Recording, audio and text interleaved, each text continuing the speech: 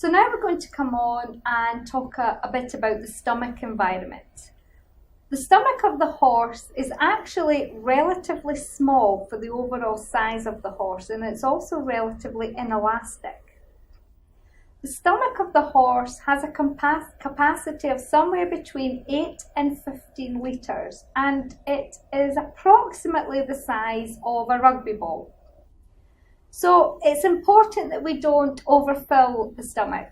It's not a problem if we're feeding ad libitum. So for example, if the horse is out at pasture and it's eating small amounts on a continual basis, or if it's provided with forage that it takes longer to eat because it has to chew that forage.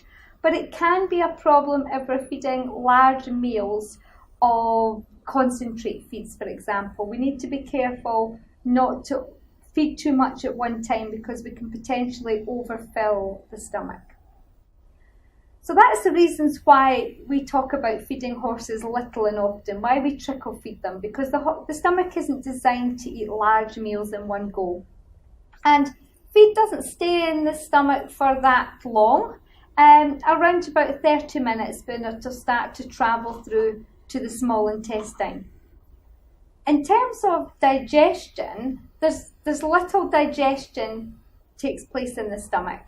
Some proteins begin to be broken down into smaller molecules, the same for fats, but in terms of actually any nutrients being absorbed, none of this takes place in the stomach. There's little enzymatic activity in the stomach. So you'll also see from the diagram here that there are two portions to the stomach. There's what we call the non-glandular region and the glandular region. So the non-glandular region, the part that you can see at the top of this diagram, this is where food enters the stomach. And what's important to remember about this area is that there's no mucus layer here. It's very similar to the lining of the esophagus. And the pH of this part of the stomach is somewhere between 6 and 7. And that is a higher pH, that's getting up, so 7's neutral pH. So it's that pH is at that level because it's being buffered by the saliva that's coming into the stomach. And it's important that this pH doesn't drop low in this area because this area doesn't have this protective mucus layer. And if this pH of this area drops down to lower levels, then what can happen is you can see the development of gastric ulceration in this area. And this area is potentially susceptible to this type of damage if the pH is reduced. And things that cause the pH to be reduced are periods of fasting.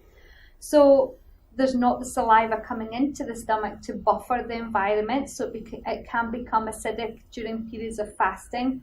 Or if we're feeding lower amounts of forage and higher amounts of feedstuffs such as cereal grains that don't need a lot of chewing, so we're not getting a lot of saliva produced, and by the very sort of nature of the chemical compositions can contribute to the pH being lower in this area as well. So the top part of the stomach is susceptible to gastric ulceration if it's not managed in a way that prevents that, and that means providing this constant access to forage. Then we've got the glandular region, and in this region there's a dramatic difference in pH. The pH is much lower. It can be somewhere around 1.5 to 2, so dramatically lower than the top region, and that's because hydrochloric acid is produced in this area. And that's fine because this area is actually protected by a mucus layer, and that protects that area from damage from the lower pH.